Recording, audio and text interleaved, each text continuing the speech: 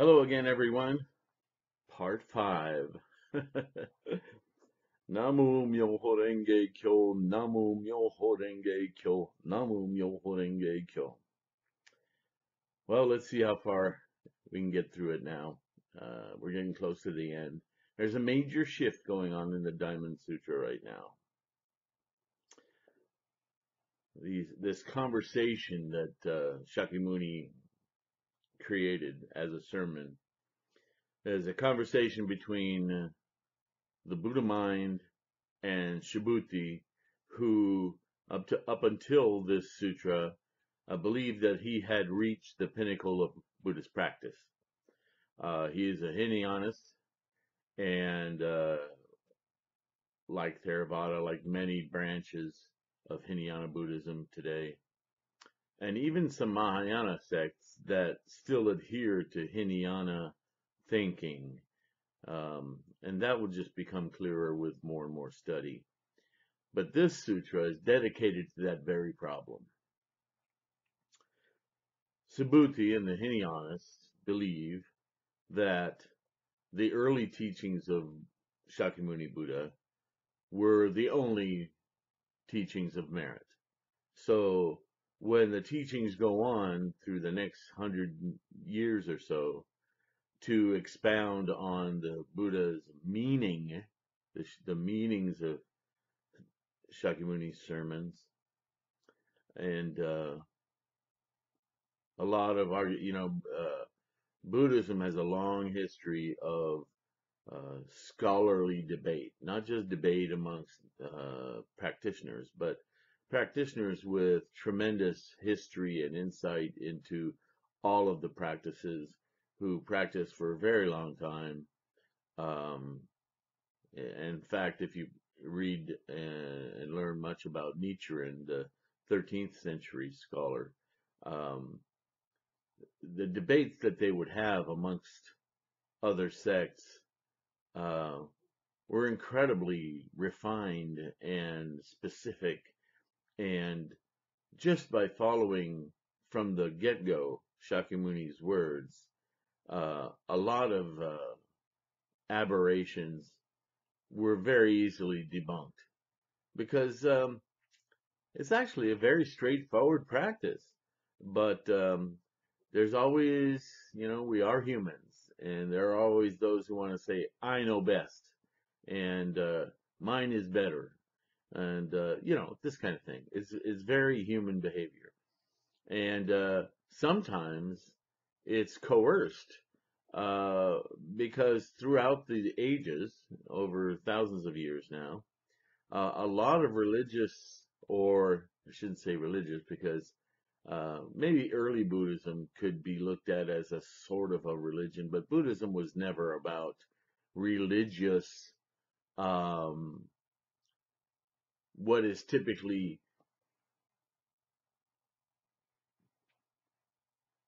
belief systems, and so called because they require you to suspend your logical mind and just take some mystical or magical statement with no basis in reality as experienced to be a truth. That's what religion is. Buddhism has never proposed to be that. Buddhism, from before Shakyamuni was enlightened, was always about how do I take a life and make it less miserable? How do I release those things that cause so much suffering in life? Admittedly, he came from Shangri-La. He was a prince, and he wasn't allowed to see the suffering outside the kingdom. But when he, at a young age, got himself out there and looked around, and saw a lot of sickness, a lot of misery, a lot of death, old age, and things he'd never experienced or seen before. So this is how he entered into his specific path to find a way that people shouldn't have to feel this way or experience these negative things, because life, especially as he experienced it, should be just beautiful. Just, you wake up in awe every day at how amazing and precious all life is manifest.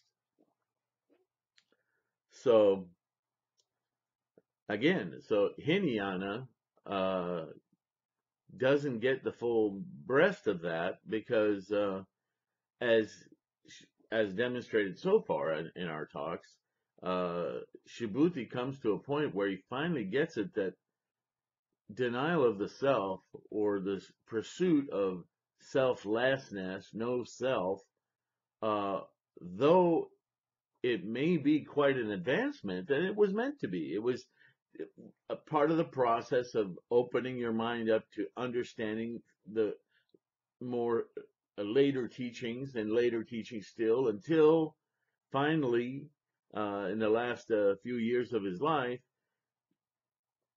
Shakyamuni taught the Lotus Sutra, and after that, as he was preparing for Nirvana, the Parinirvana, Mahaparinirvana Sutra, and basically it validated, if you don't need me around to teach you anymore, you've got the Lotus Sutra, and now you can take over.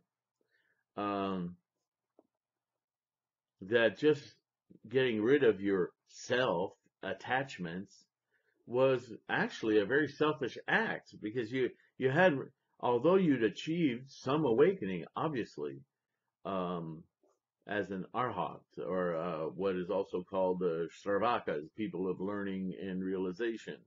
There's a tremendous aha to that and a tremendous relief, but it's very selfish. It's only about you. So you really haven't gotten it, because from the get-go, this method is supposed to release everyone without caste, culture, intelligence, economics. Doesn't matter. Because, as Shakyamuni said, if a truth is really a truth, then it applies to everyone, everything, all the time. It's not just certain people. Now, having said that, there are allowances he makes that for some people in certain eras, reaching arhat can bring you to a state of enlightenment. But as time goes on and capacity goes on, that's no longer practicable, and it's not efficient because it's only for a few. So this is the whole basis of Bodhisattva practice, what the Lotus Sutra really nails down. And we're going to get to that. And I don't know how many videos it will take to study that, but I'm going to study it with you. I've got a dozen sources for the Lotus Sutra. So we're going to look at Chinese, Indian, Japanese, blah, blah, blah.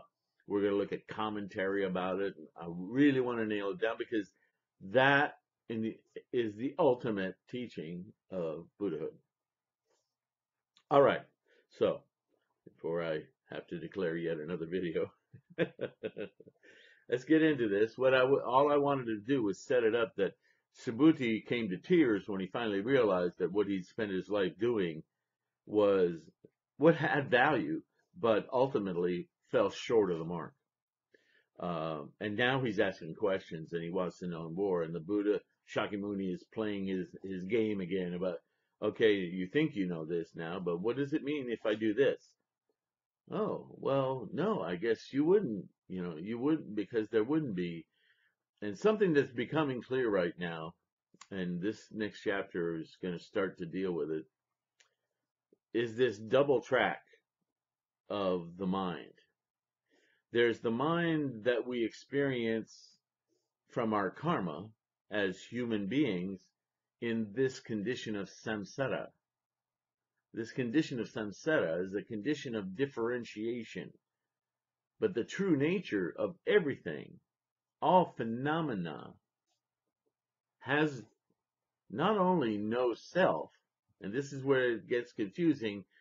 You think that by learning how you can accept no self, that you've escaped self, but the negation of something is only a validation that it exists or existed. You know, if you wash your clothes, it's not because the dirt never existed. That's why you washed your clothes. So if you wash your clothes, you're absolutely saying there was dirt. Do you see?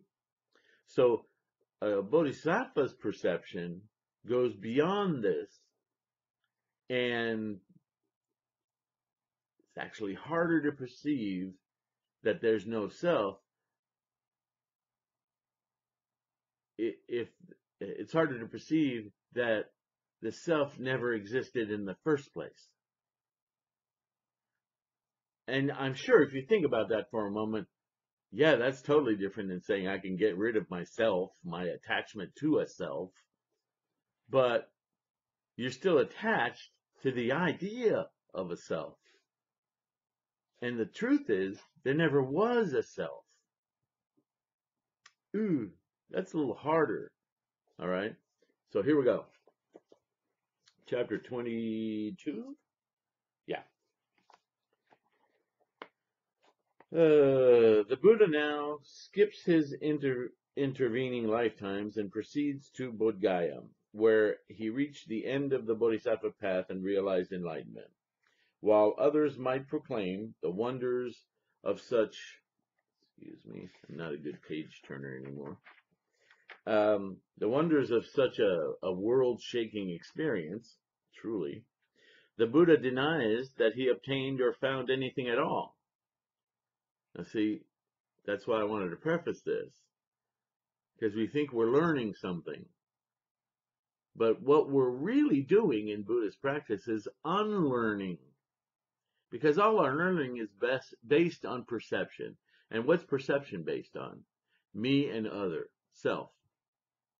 So when you finally get to enlightenment, what you've actually done is cast aside, put away, transcended, perfect word, everything that you thought. Period. That's why we talk about ending thought. It's not that you can stop your brain from working. The thoughts are there because you're in samsara. Once you can perceive from your Buddha mind, which transcends your brain mind, your human mind, all of what you've perceived is now perceived as never having been perceived. It sounds like a play on words, but you can understand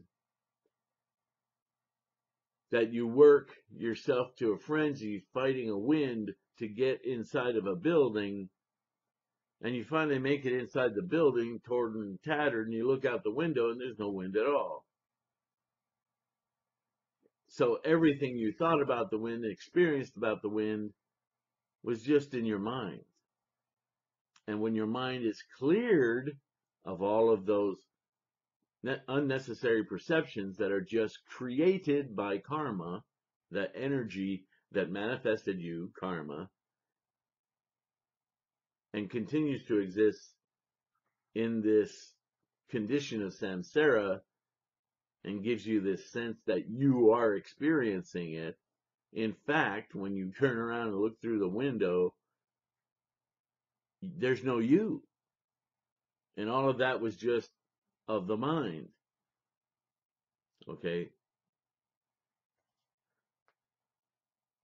The teacher teaches no teaching because he learned nothing. And he learned nothing because the teaching contains no teaching. What the Buddha learned was like the jewel he himself placed in the ragged clothing of a poor traveler in the Nirvana Sutra. Enlightenment turns out to be something the Buddha was never without. So how could he obtain it? Then, too, the hand cannot grasp itself, nor can the mind know itself. Chao Ming titles this No Dharma to Realize. Hui Ning says, unexiled, perfect enlightenment does not actually include the slightest dharma, but the dharma that contains nothing is everywhere around us. Thus follows a chapter on not realizing any dharma.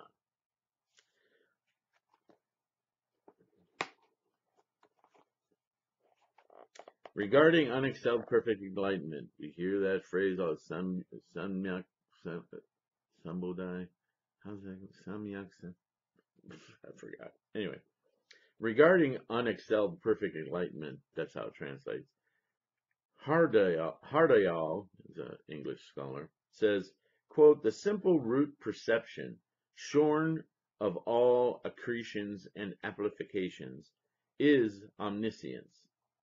It has been described as incomprehensible for the ratiocinative intellect.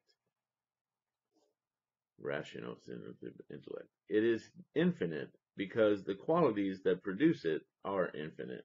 It is pure and perfect knowledge of all things, free from uncertainty and obscurity. There's a million ways to say this, and I'm trying to simplify it so you get a filter to put all of this through so it keeps validating itself, because that's what we're doing here. The Buddha said, so it is, Subhuti, so it is. The slightest dharma is neither obtained nor found therein. Thus is it called unexcelled perfect enlightenment. Now that's the kind of statement you hear a lot throughout this sutra and many others. It took me a while to figure out that this refers to, in my mind, back to a quote from Laurie Anderson, a well-known artist, musician. And she was talking about Buddhism a little bit one day, and she said that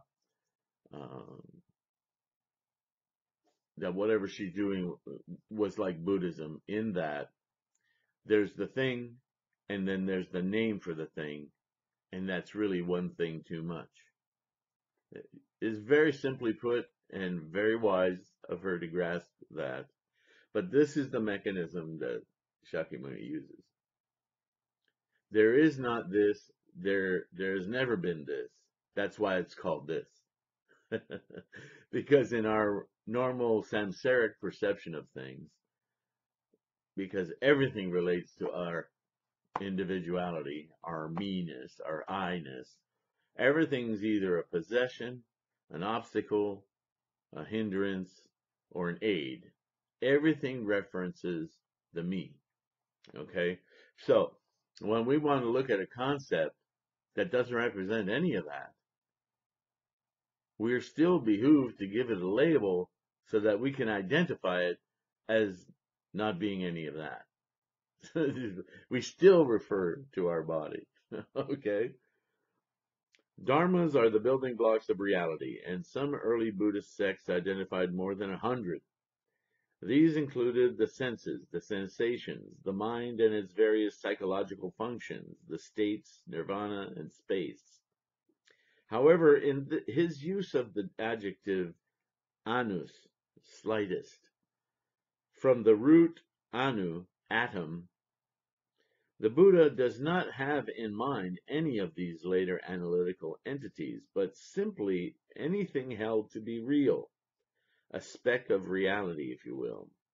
When the Buddha realized the Dharma body of unexcelled, perfect enlightenment, he not only did not find the greatest of Dharmas, he did not find the slightest, most insignificant of Dharmas. He did not find even an atom of reality, which is the Buddha's Dharma body. The awareness of this is what the Buddha means by unexcelled perfect enlightenment. He's pointing. Unexcelled perfect enlightenment is a finger pointing. What it's pointing at is birthlessness, arisinglessness, that everything we perceive is an experience in our mind. And it is that way because we are in a condition that our karma manifests in this way, so we can experience our karma. But if you understand that that karma was just energy in the first place, and whatever dream it's going through, this function of samsara to exist, is just that, a temporary blip in the expanse of everything that isn't anything, because nothing is truly made, then we're right back to quiescent energy, that all of this has just been a drama played out in our minds.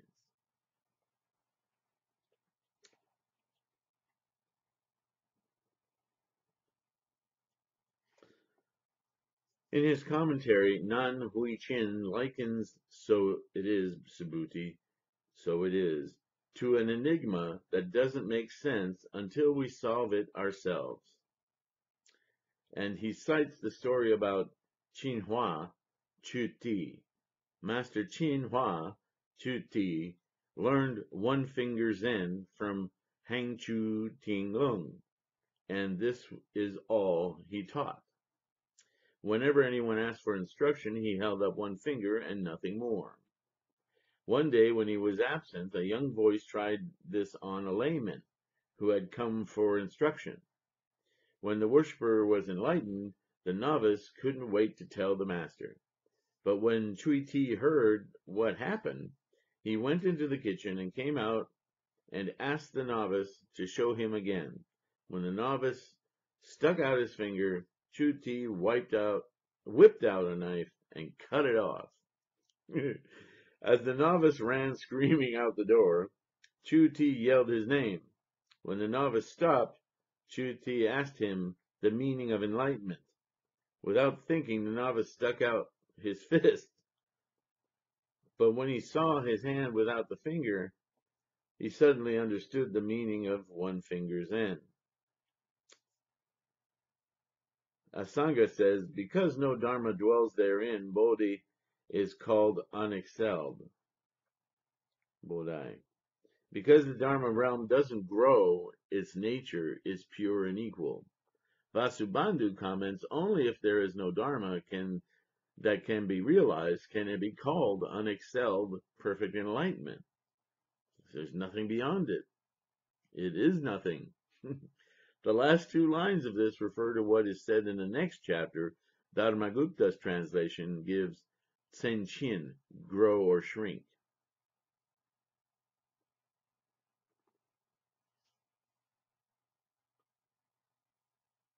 Well, I'll read this too. Seng Chao says, the Buddha is a person. We know he isn't. Enlightenment is the way. Because the Buddha realized the way, he explained it to people. But if the Buddha says there's no Dharma to explain, did he realize the way?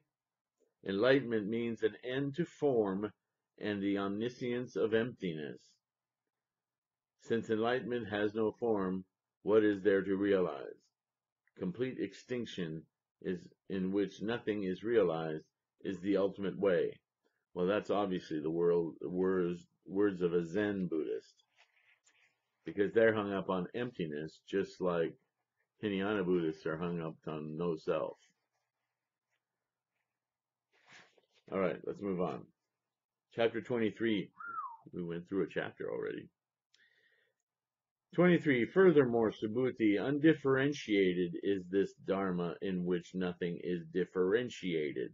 Thus is it called unexcelled perfect enlightenment. Without a self, without a being, without a life, without a soul, undifferentiated is this unexcelled perfect enlightenment by means of which all auspicious dharmas are realized. And how so? Auspicious dharmas, Subhuti, auspicious dharmas are spoken of by the Tathagata as no dharmas. Thus are they called auspicious dharmas. See, he's done it again. We have a label for what happens when you get rid of all your misperceptions. You get to the place where there's no perception. If there's no perception, there's nothing there. There's just energy, potential. Potential for what? Potential for energy to manifest something and create a samsaric condition again. But it doesn't have to. It's just a condition. Your new shoes never have to get wet, but you may get caught in the rain. You may step in a puddle. You may just like to run around in wet grass. They will get wet. But that's not the natural condition of the shoe. And of course, as bad as an analogy that is, at this point in the book, this sutra, I need to say that the shoe never existed in the first place. How much harder is it to get it wet then? It's irrelevant, right? That's what he's talking about. Only pursuing the bodhisattva path of interacting with others to learn more deeply your own self as well as the self of others, and then having to move that through the path of the self never existed, that this is all a play in the mind, and enlightenment is a release from all of the turmoil and pain that's implied, implicit, or explicitly in the manifestation of that karma. Another way of looking at it is enlightenment is realizing that karma never existed in the first place.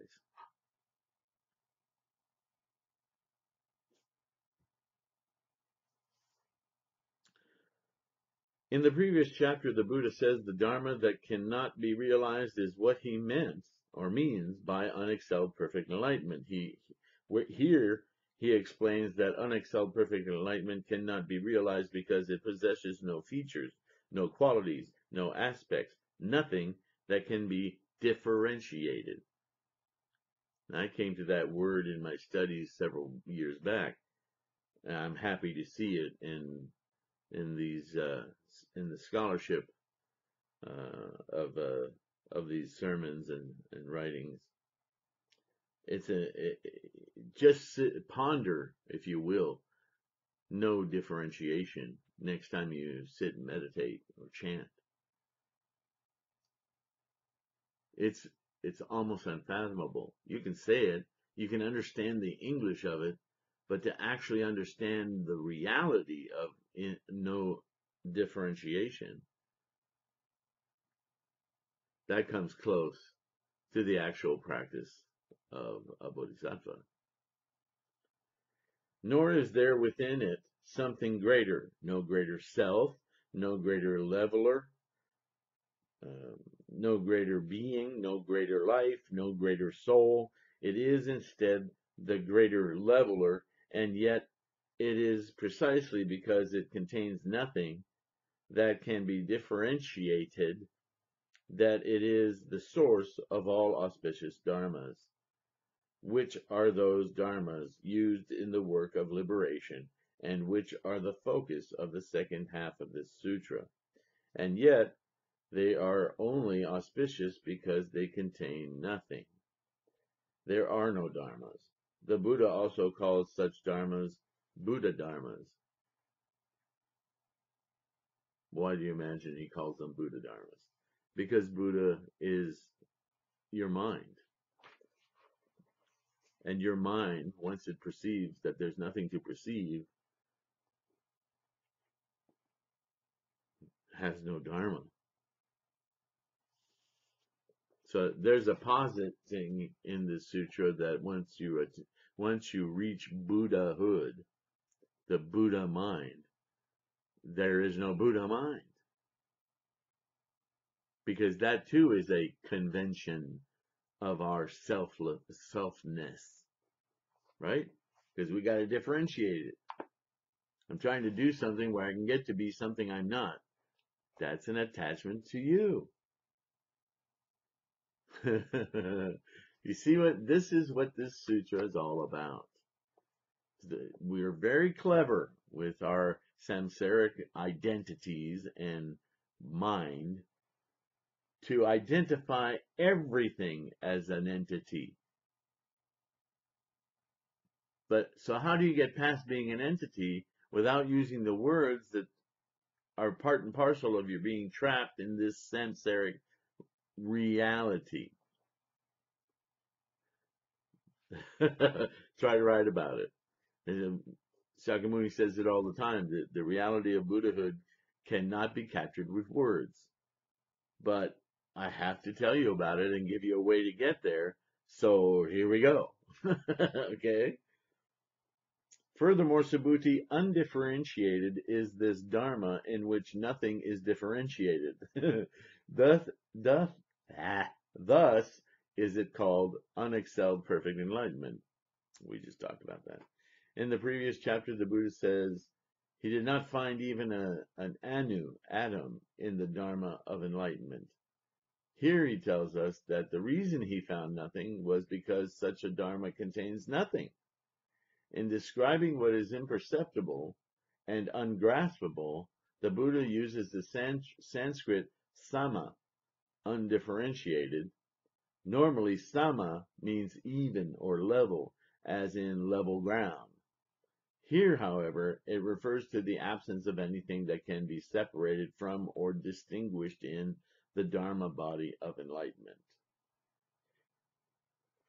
With a self, without a being, without a self, without a being, without a life, without a soul, undifferentiated is this unexcelled.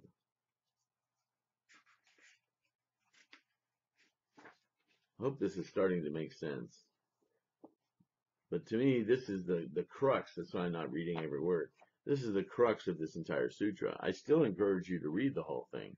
I'm just interjecting to try to give you some contemporary language to wrap your mind around this. Perfect enlightenment means by means of which all auspicious dharmas are realized. But what's realized? That there are no auspicious dharmas. That's auspicious. Constantly talks in this back and forth matter. It's fairly effective if you really start to understand what he's doing in this. The absence of the four perceptions of self, a being, a life, and a soul is what the Buddha means by undifferentiated. If any of these attributes are present, a dharma is differentiated and is not undifferentiated. Undifferentiated means devoid of attributes. The only attribute of which an undifferentiated dharma is no attribute. But because of its absence of attributes, it is the source of all auspicious dharmas, by means of which all beings are able to enter the sanctuary of enlightenment. Thus, in chapter 5, the Buddha tells Subhuti that Tathagata can indeed be seen, but only by means of attributes that are no attributes. Remember my cornfield analogy? Now imagine you come out of the cornfield and the Jeep is just in space. There's no ground. There's not only is all the stalks of corn and gone and all the noise of it and so forth, but you're now floating, but you're no longer you either, because you were never there, the Jeep was never there, the cornfield was never there. And so now you know what full detachment from delusion might look like if you were to write a children's book about it or a movie.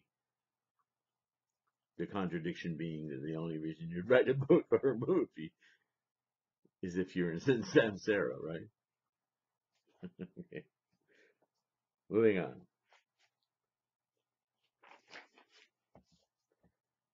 Like I said, I'm jumping over a lot of stuff here. I just want to hit the meat, and hopefully it encourages you to question more and read more, study. Okay, I'm studying with you right now, and really want you to fill in the blanks that I didn't.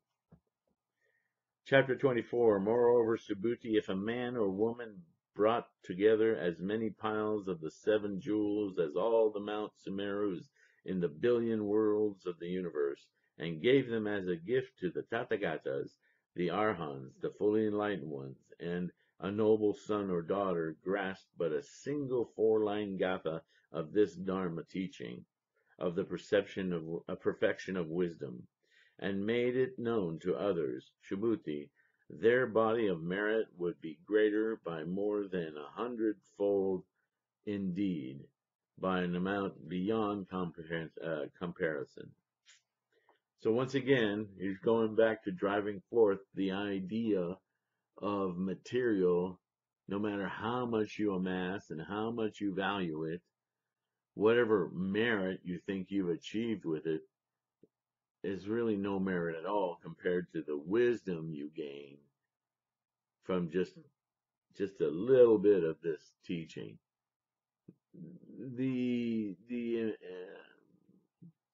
The impression given is that, sorry, I got a wild hair there. Sorry. Um, that even if all you know is a four-line gatha, one thing, one little stanza, if you will, that will im, propel you to learn more around it. But I don't want to put words into this. But that's the implication. That even if all you know is a little bit, you're gonna the merit, the wisdom that you gain, the worldview that you gain, the way that you'll speak to others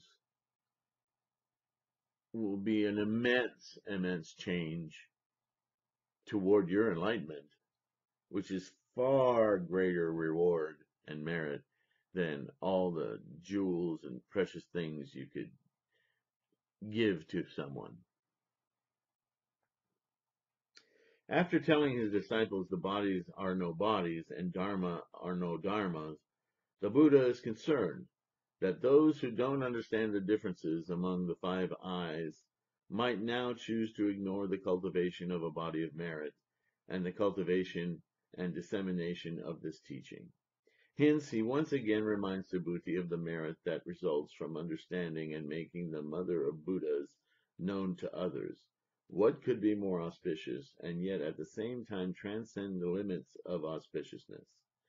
Again, the emphasis is on skill in means, in realizing the realization that is no realization, and in teaching the teaching that is no teaching.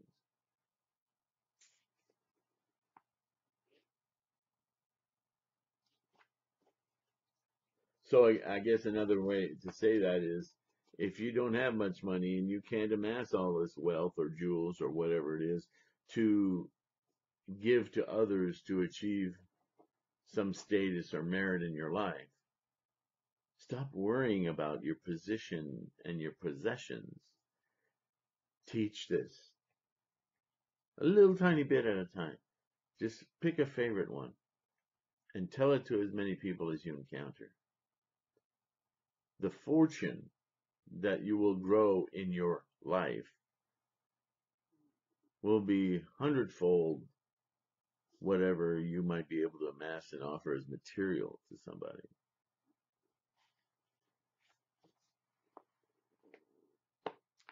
I'll tell you myself, I've kind of had a dual, I don't know, I can't really call it dual, but it seems that way sometimes. I've been a Buddhist monk for 30 years. I still study and study and study. I learn something new every time I reread a sutra or find another scholarship about it. Um, but I've also been an artist as a way to try to, uh, we live in a predatory capitalist world. So we need money. And as a Buddhist in America, especially in the Bible Belt, um, I have very limited means of getting donations for teaching Buddhism. Doesn't stop me from doing it. I do it. The more issues I have with money, the more I work on videos like this and teaching people and so forth. I'm following these words as best I can. And lately I've been considering just stopping painting altogether. Because I've been for the last couple of years seeing painting as a device that attaches me to things. And I'm trying to profit from people's attachment to things by selling the things that I make to be things for them. And I think I just have to stop doing that and just focus solely on Buddhism. So that's an aside I just thought I'd share. Moreover, Subhuti, if a man or woman brought together as many piles of the seven jewels as all Mount Sumeros in the billion worlds of the universe, and give them as a gift to the Tathagatas, the Arhans, and the full enlightened ones. This is the sixth such comparison. The first contrasted this teaching with an offering of enough jewels to fill the billion worlds of a single universe. The second was an offering of enough jewels to fill countless universes. The third was an offering of as many lives as there are grains of sand in the Ganges. The fourth was an offering of as many lives as there are grains of sand in the Ganges every day for endless kalpas. And the fifth contrasted this teaching with the merit from venerating countless Buddhas. Here the offering consists of enough jewels to equal all the Mount Sumeros in the universes. And since every world in a billion world system has a Mount Sumero, a universe contains a billion Mount Sumeros. Latent in the use of such an image is the mountain of the self. Just as Sumero is the greatest object in any world, the self is the greatest conception of any mind. Hence, this offering turns all the selves of the universe into piles of jewels and lays them before the Tathagatas. This is why such an offering, contrary to what Tung Li says below, is the greatest offering of all. And yet, such an offering cannot compare to giving this teaching to those who are not Tathagatas.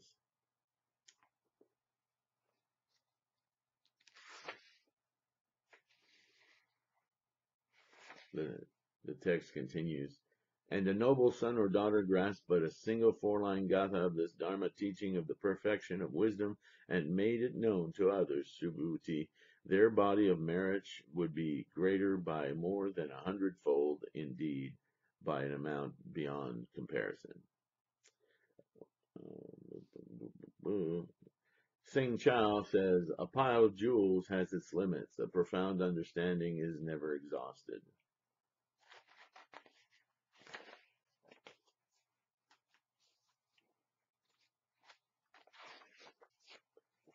25. Subhuti, what do you think? Does it occur to the Tathagata, I rescue beings? Surely, Subhuti, you should hold no such view. And why not, Subhuti? The being does not exist who is rescued by the Tathagata. Subhuti, if any being were rescued by the Tathagata would be attached to a self.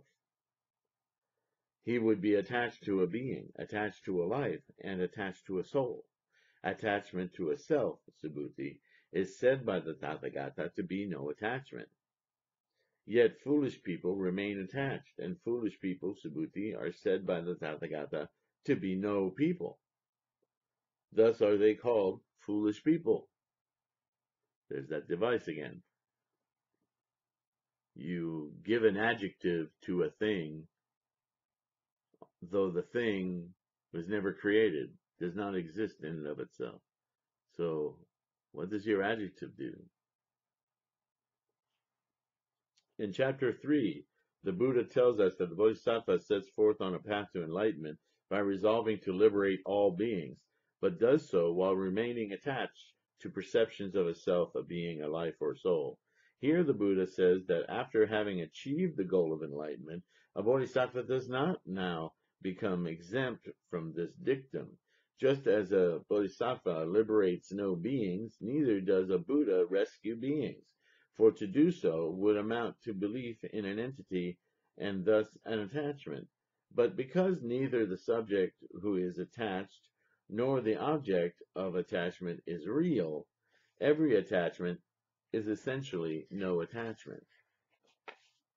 It's just part of that play in the mind. And yet people are attached. Thus, such people are called foolish, because they do not see that their attachments are empty of any self-nature and therefore no attachments. Still, even though they are foolish and clinging to what isn't real, they are but a thought away from Buddhahood. Thus, Buddhas rescue no one. Foolish people rescue foolish people. Chao Ming titles this Instructing Without Instructing. Hui Neng says, although no school of instruction exists without an expedient tools, essentially there is nothing to hold on to. Thus follows a chapter on instructing without instructing.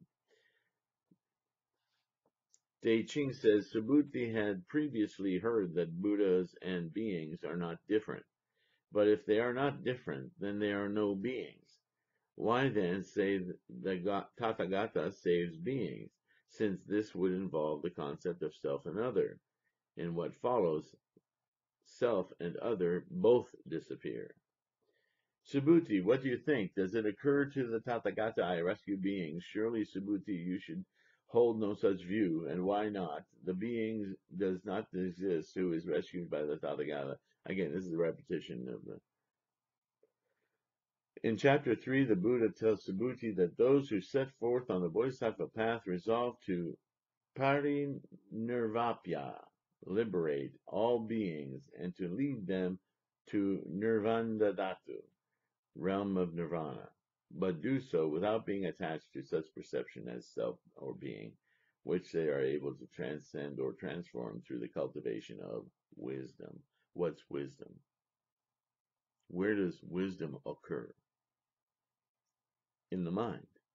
So this is constantly about the mind. How we perceive, why we perceive, why it's really perceiving nothing. The emphasis is not on liberation in the realm of nirvana, but on rescue from the realm of samsara, birth and death.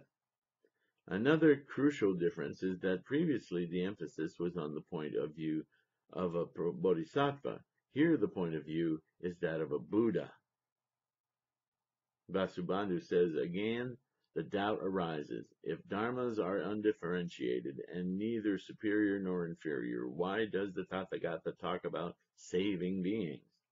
Asanga says, undifferentiated is the dharma realm, but where Buddhas save no beings, for neither name nor body exists outside the dharma realm. Vasubandhu comments, if it were said that there was a soul within the body to be liberated, this would amount to asserting the existence of a being. Thus, the sutra says attachment to a self is no attachment. Sheng Chao says, enlightenment is the fruit that isn't picked. Teaching is the doctrine that forgets the words. Bunch of poets. Attachment to a self, Subhuti, is said by the Tathagata to be no attachment. Yet foolish people remain attached, and foolish people, Subhuti, are are said by the Tathagata to be no people. Thus they are called foolish people. All attachments are manifestations of attachment to a self. That's what I said earlier. It all begins there. The self is the only reality of which we are aware since birth. All other realities are simply reflections and transmissions of this one underlying reality. At least we assume this reality to be real. Yet, when we examine our self in the light of wisdom, it is found to be without any basis at all. This is the only obstruction standing between foolish people and Buddhas. If foolish people realize that they are not people, much less foolish, they would be Buddhas. As long as they don't, they remain foolish people. Asanga says attachment to a self is the same mistake as attachment to a dharma. Attachment to saving beings is attachment to what allows no attachment. Sheng Chao says foolish people aren't real. They can thus be transformed into sages. Li Huanhui says, who has a self is a foolish person. Who has no self is the master of wherever they are and acts without limits. Thus it is said, foolish people are the cause of Buddhas, and Buddhas are the result of foolish people. Interesting. All right. We're ripping along here. And I'm afraid to say, at 50 minutes, I think we're going to have a part 6. But we ripped through there pretty good. So we're coming to a culmination of the sutra, but I think it's important to finish it because concepts are hitting us fast and furious now as it comes to a close. So With that, I'm going to continue to record, but it'll have to be another session, as we've already found out. My movie software here can only handle an hour. So before it cuts me off mid-sentence once again, um, I will bid you a temporary respite. You can replay this video or study in any way you like. Uh, I will post this and the following one by tonight. So thank you again. I would have no reason for doing this if it weren't for you. So thank you. Namu Myoho Renge Kyo. Namu Myoho Renge Kyo. Namu Myoho Renge Kyo. Until I see you again.